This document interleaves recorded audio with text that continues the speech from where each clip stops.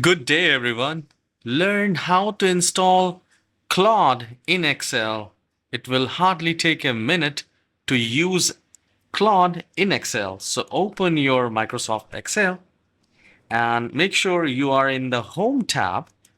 And once you're here in the Home tab, at the top right corner, you will see add-ins. So we will click on add-ins and then we will type Claude, and the best match will be Claude by Anthropic for Excel.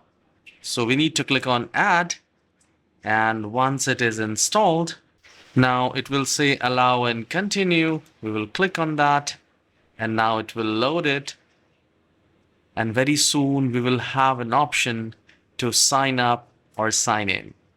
Here we go. Claude right now in your workbooks, analyze sheets, update formulas, debug errors with citations and transparency.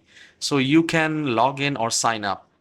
There is one more thing, that it works only on paid plans. All right. So make sure you have that.